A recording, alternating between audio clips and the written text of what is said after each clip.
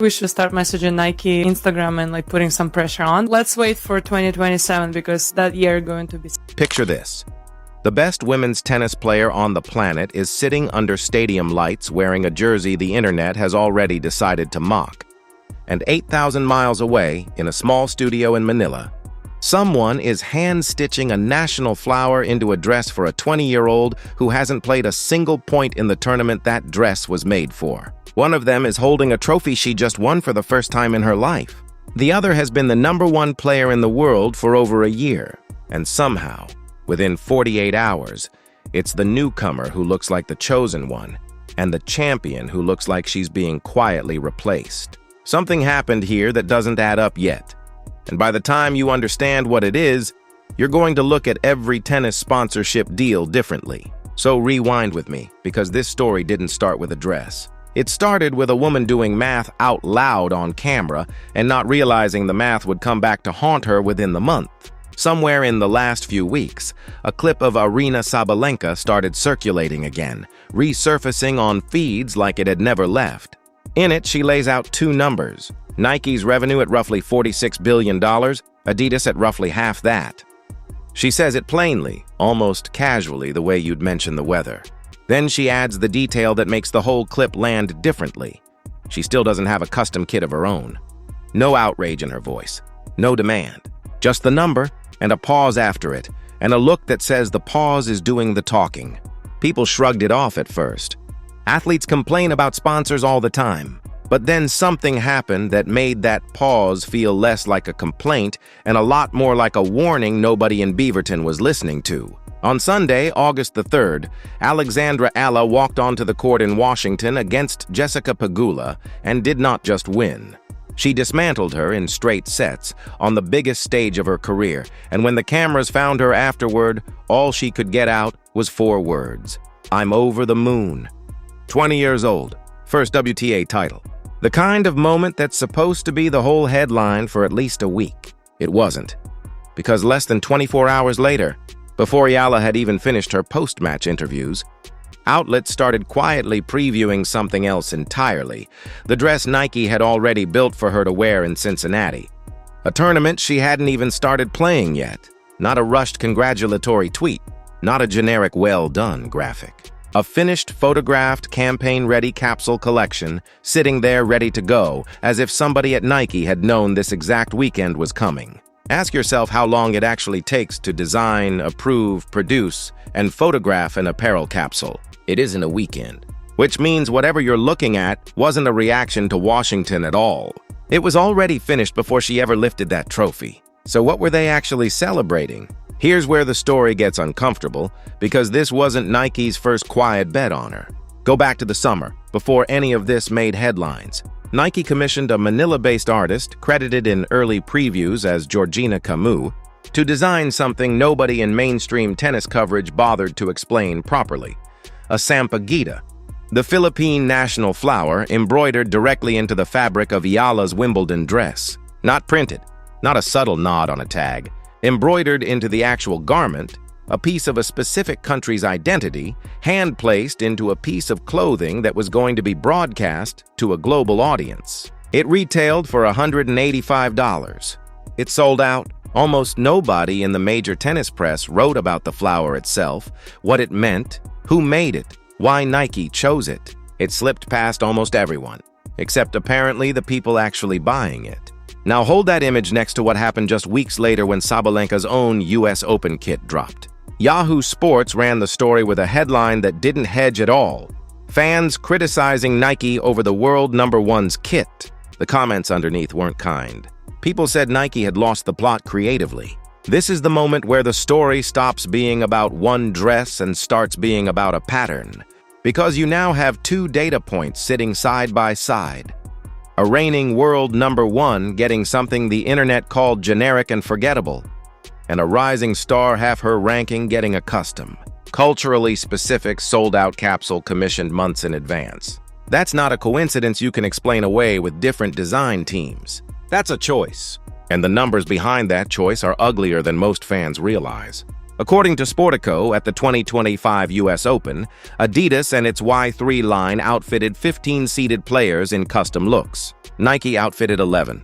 Sabalenka, the actual #1 player in the world, was Nike's single highest profile woman without a bespoke capsule to her name. Adidas has spent years quietly eating into Nike's dominance on court, seed by seed, kit by kit, and the brand that used to define what a tennis star looked like was suddenly playing catch-up in its own category. So if you're sitting in a Nike marketing meeting watching Adidas outdress you tournament after tournament, and you're also watching a 20-year-old from Southeast Asia beat 3 Grand Slam champions back in Miami, then win a Wimbledon viral moment, then take her first title in Washington, at what point do you stop reacting to rankings and start betting on a story instead?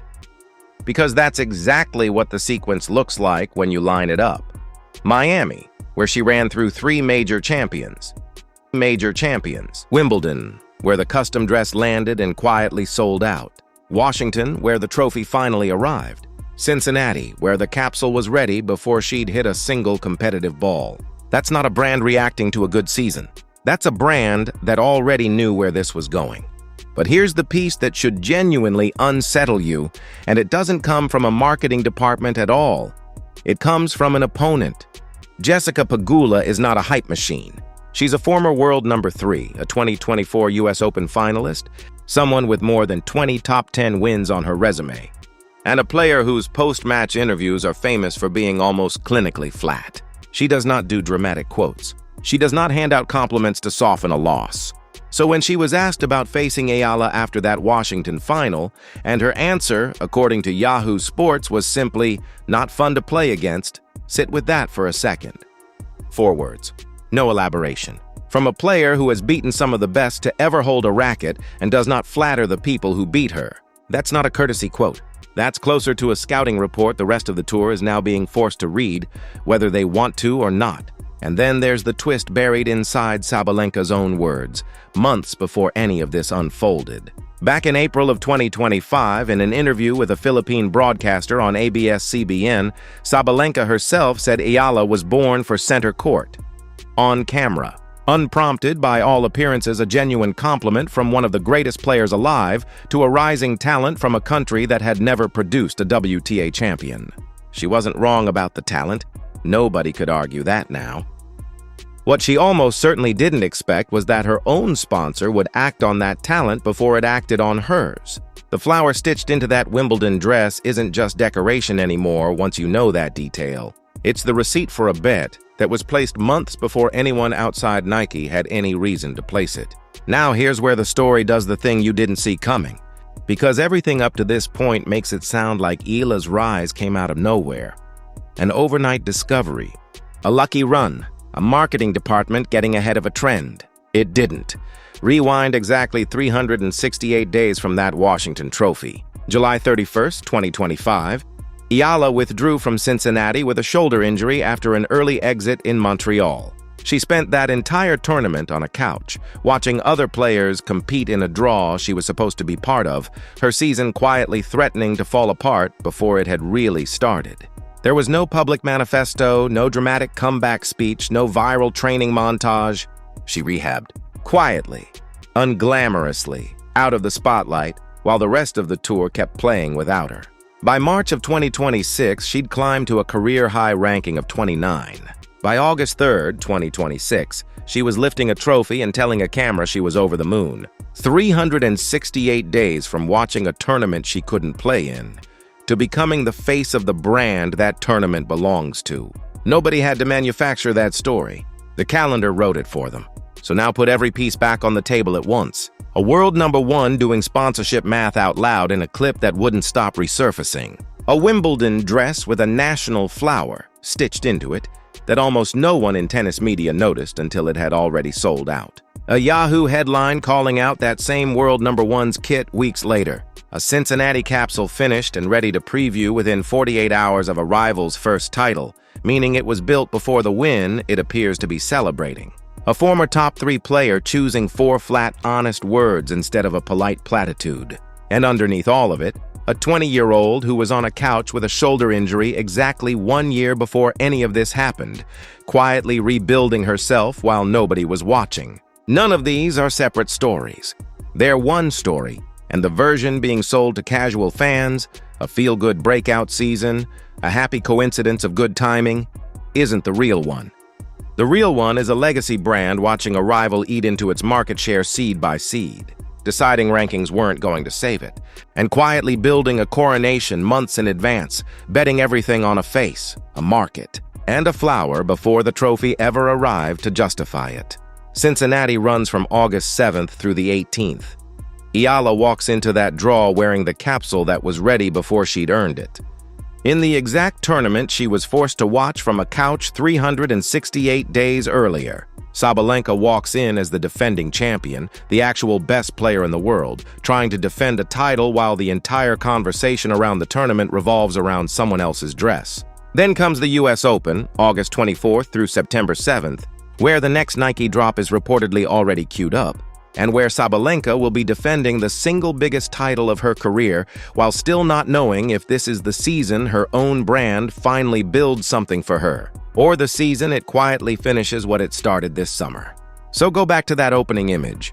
The world #1 under the lights in a jersey people won't stop mocking, and a flower stitched by hand into a dress for a tournament a rising star hadn't even played yet.